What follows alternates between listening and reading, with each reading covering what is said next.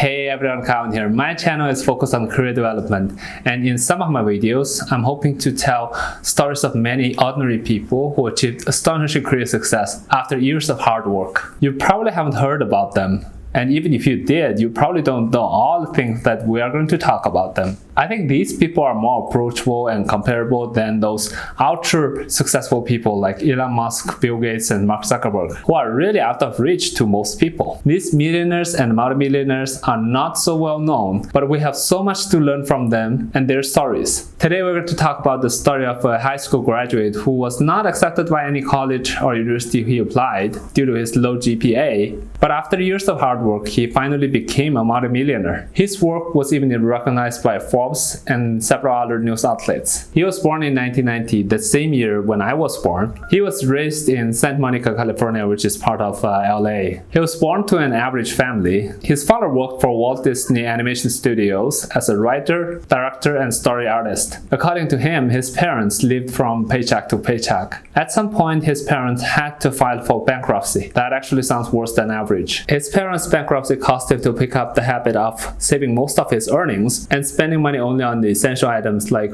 food and fuels. That's one of the keys of his success. He started working at age 13. How many of us was working at age 13? I don't know about you, but I myself was mostly playing when I was 13. That seems to have made him addicted to the game of earning money. His first job was an inventory keeper at a marine aquarium where the owner used to import and export exotic fish. He used to make about $20 to $35 per hour at that job. That is so much better than working at McDonald's, where you would earn about $10 to $15 per hour, depending on where the store locates. What he did at that job was he would take pictures of the inventories and Photoshop them before putting them on the aquarium website. That's when he started losing interest in school while picking up personal finance seriously. He, of course, like many of us, explored music as a hobby. When he was 16, he joined a band as a drummer and did gigs in small clubs and cafes. He saved up most of his money that he earned from his part-time job when he was at school, instead of spending.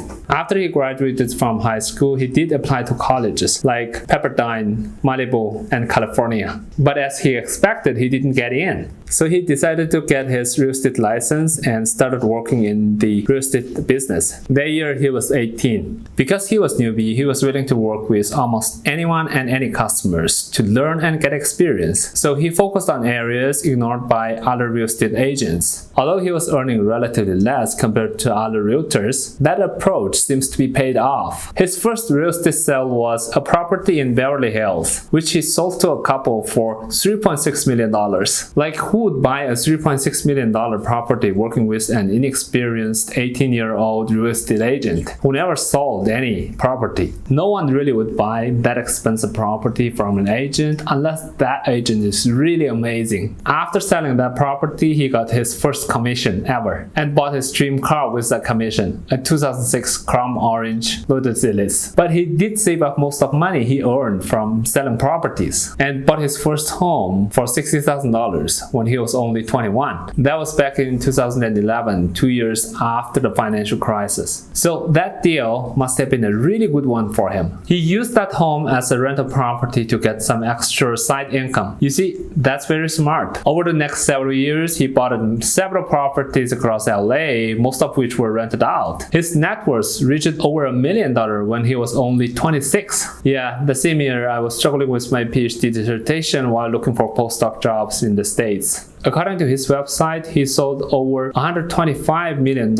in real estate. And he worked with famous clients such as Orlando Bloom, Chloe Grace Moretz, Suki Waterhouse, Lava Arrington, Will, Casper Inc. That makes sense. These actors and actresses would buy home in LA, which is where he lives. He was so successful that he was also featured on television shows such as Selling Sunset and $1 Million Listing Los Angeles. Then he decided to teach about real estate. He said that he has spoken across the United States and Canada teaching new investors how to purchase real estate. And he also created online courses called the Real Estate Academy. You see, that's how people compound their success, by monetizing their experience in all possible ways. He wasn't really satisfied with that success. So he started his YouTube channel where he talks about financial news and how he made it so far. According to Graham Stephan, he created this YouTube channel to share his success, failures, and experience in real estate and to support others. That's a great slogan. That was actually how I learned about him.